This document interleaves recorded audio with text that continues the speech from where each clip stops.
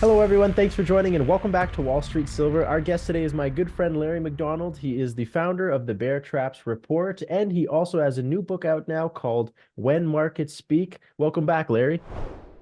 Ivan, thank you, my friend. It's always a pleasure having you come down to Wall Street Silver. I wanted to get you on to talk about all the craziness that's going on in the market and all the good news. First, we'll start off with gold and silver. Where do you think gold is going to be and silver by the end of 2024, from now to the end of 2024? I think, I think you got to get shot at 3,200 on gold Wow. and, silver 30. I think you could be 35 to 38, maybe 40. For silver? Yeah, because we're at a stage now where silver should start dramatically outperforming. The gold silver ratio at 85 is just silly. I mean, Right. at this point in the cycle, it should be in the 60s. And I think at the end of the day, it's all central bank buying that's distorted the relationship because they'd much rather play in a bigger sandbox. I mean, the gold market's 16 trillion in size. I think silver is like a trillion and a half. Oh, that's So nothing. yeah, it's definitely not liquid enough. It's not a big enough sandbox for those guys. Do you Central think bank. do you think that you're gonna start seeing like let's say something happens in the stock market, what the Fed is waiting for is some type of correction or some type of crash so that they can pivot and lower interest rates. Do you think at that point when you start seeing a massive crash, let's say in AI stocks, let's say by the end of this year where you see all AI stocks start going down, will that move into precious metals? Make gold and silver skyrocket, or would there just not be enough? Like you said, it's a very small market. Would it just not be enough for everyone?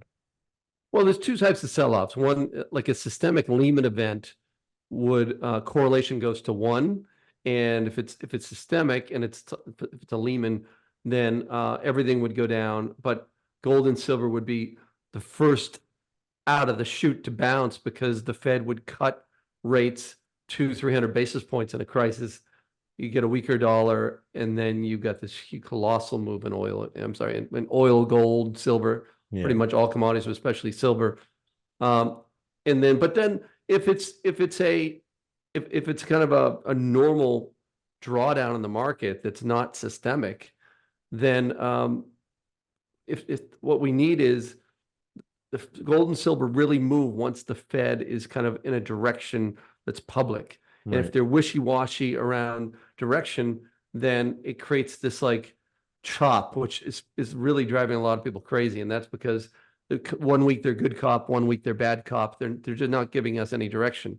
Whereas gold itself has got the big buying from the central banks, but all the other commodities like platinum, palladium, silver, they don't really have that, or the miners don't have that. So there's a lot of chop. So we need a Fed that's giving us direction and some type of an event like you said, a major event with say the regional banks are under tremendous stress from commercial real estate. I Right. think that's the wild card. And I think the longer the Fed tries to keep rates here, the higher the probability that they blow up a regional bank. And that would cause a pretty big move in gold and silver as long as it's not systemic. Absolutely. I seen just yesterday on the news that there's this certain, it's a big bank branch in Australia, but all of their branches, nobody can withdraw or deposit cash or checks anymore. They've gone completely cashless at this bank. How does that work? Like, do you think people were just gonna,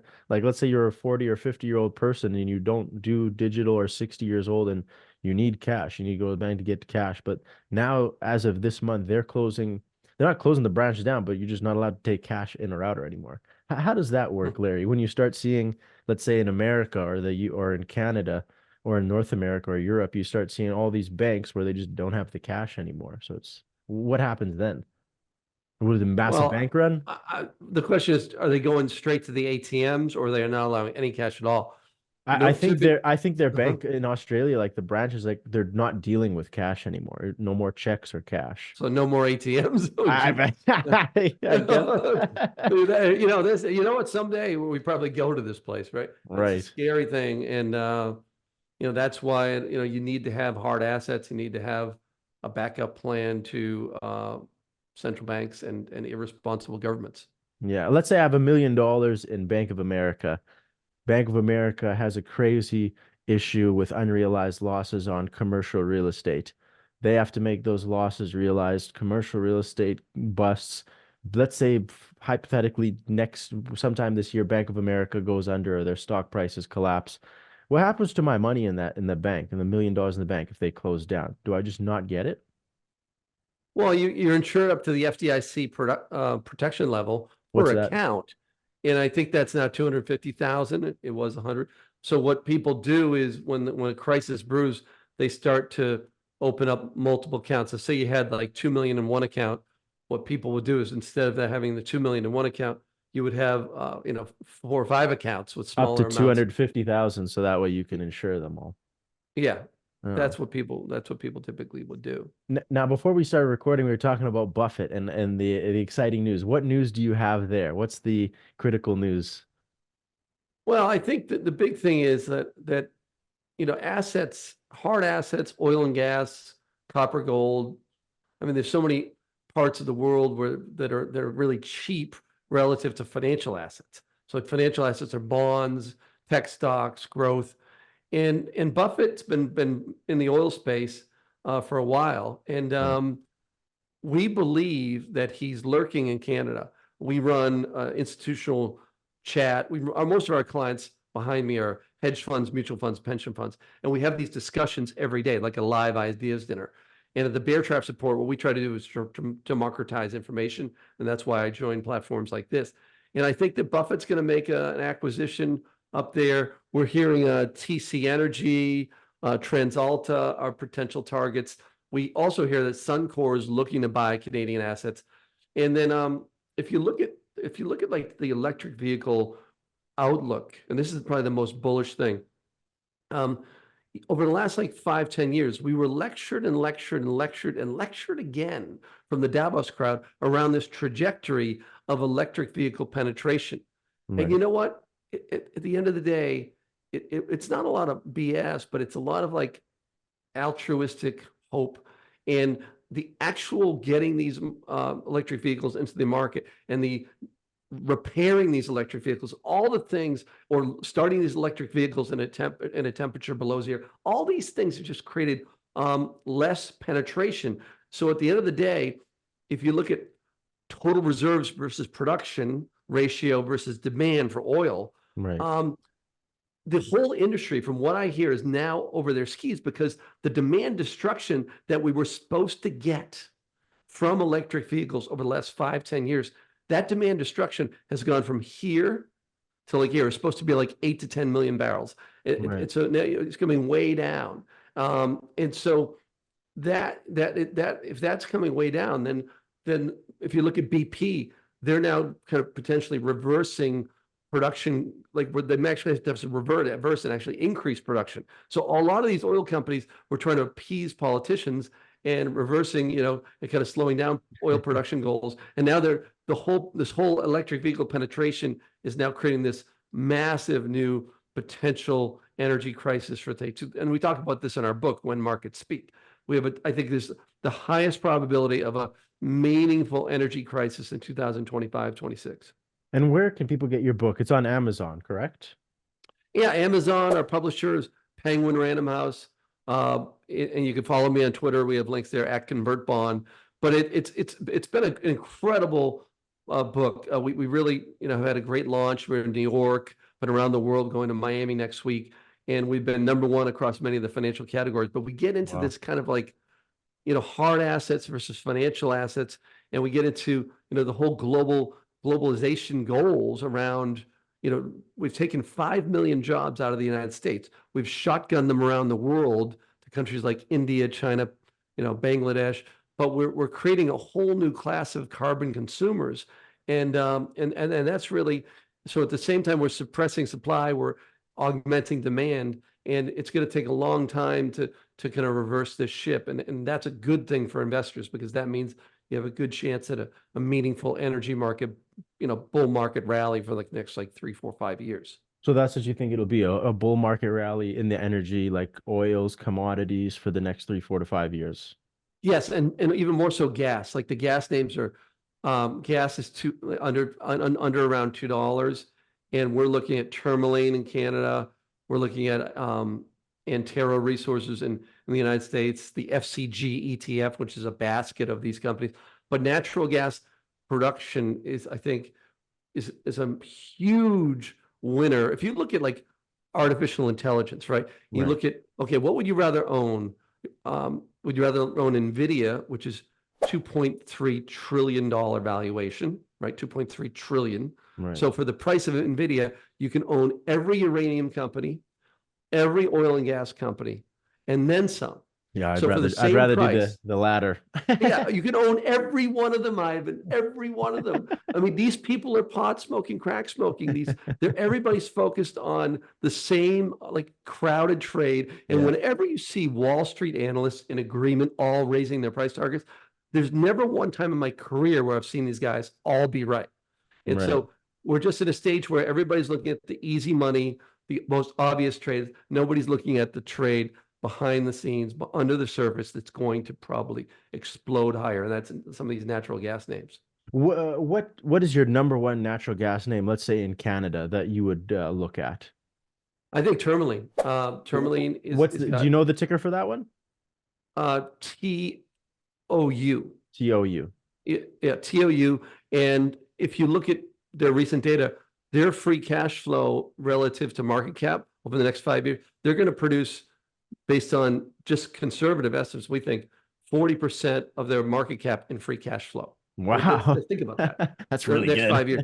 So you have a situation where all these data centers in the United States are coming online over the next 5 years. These artificial intelligence data centers, these massive energy beasts, these hogs, Yeah. and we just don't have the infrastructure. We don't have the power to feed this AI beast. And everybody's looking at the beast, but nobody's looking at how we're going to feed the beast. Yeah, like you need that computing power, or in order to get it all up, you're gonna need that to feed the beast. You're gonna have to invest in stuff that's gonna feed the beast. I totally agree with you. Now, another topic I wanted to get to is I know we touched on it a little bit earlier, but the commercial real estate. Do you believe that will be a huge factor this year in them reducing rates, or like what is like how trapped is the Fed right now? People are saying they're shooting in two directions. Oh, we're gonna lower rates. We're gonna keep rates higher for longer. I was speaking with Mike McGlone at Bloomberg Intelligence. He said there's no way they can keep rates higher for longer. What do you think? Do you think they can keep it higher, or are they going to lower rates? Well, there's three huge problems with higher for longer. One is if you really go higher for longer, then a year from now, your interest on the debt's going to be 1.5, $1.6 trillion a year. Jesus. Yeah, that's too That much. wipes out all your discretionary spending in Washington. The second thing is like the Joe lunch pail, the middle class person that's paying for those auto loans, consumer loans, they're getting crushed. And if you go higher for longer in an election year, you're going to really just hurt middle class. Now, granted, inflation hurts them as well, but it's a lot more obvious when you go to buy a home or a car and your payments are $700 versus say $200 3 or 4 years ago. Yeah, The same yeah, thing with credit cards. yeah. And so then the last thing is this commercial real estate. If you look at Lincoln Financial, right, versus all the others. So think of insurance companies. Some insurance companies own a lot of commercial real estate. If you look at the spread between Lincoln Financial and your basket of Allstate, other insurance companies, or up against a company like American Express, companies that own commercial real estate are underperforming dramatically. Look at Zions, look at Comerica. There's no question that there is a huge credit crisis brewing because you've got about 1.2 trillion of maturities over the next year Yeah. just in commercial real estate alone. That's not counting high yield bonds and leveraged loans, right? And that's only one part of the 1.2 trillion. Now, not all of those are offices, but there's just a ton of pain there that, and if you look at New York Community Bank, when that bank went down this year, Steve Mnuchin is in there. And now what we hear from our institutional clients, he's starting to unload commercial real estate. And when that happens, all of a sudden there's price discovery. And Oh, I can tell you one thing, these banks, these super regional banks and these insurance companies that are long this stuff, MetLife is is long $100 billion of commercial real estate, which versus $600 billion of total assets under management. And Right. so these financial institutions, the last thing they want is price discovery on these assets. And so anything that forces price discovery will force a crisis. And then, like you said, force the Fed's hand toward a softer path, and that gets you a big move in metals. Absolutely. Yeah, it's going to be very crazy as the market develops. Larry, it's such a huge pleasure having you on. Before you leave, though, where can people connect with you? I'm going to put your book, When Markets Speak, in the description below so people can actually click it and go order it. But where can people connect with you? We believe in democratizing information, so we're very generous with our audience on Twitter at ConvertBond, LinkedIn, Lawrence MacDonald. Those are the main spots, and at the beartrapsupport.com. So our business has been 80% institutional over the last decade, but the book, we're now opening up to retail investors. So we're happy to kind of try to share intelligence, democratize information, and I appreciate being part of your team from time to time. Yeah, it's such a huge pleasure having you come down, Larry. And as the market develops, I know it's going to be a crazy year, so we'd love to have you back on to Wall Street Silver. Thanks, Ivan. Awesome. Talk to you soon.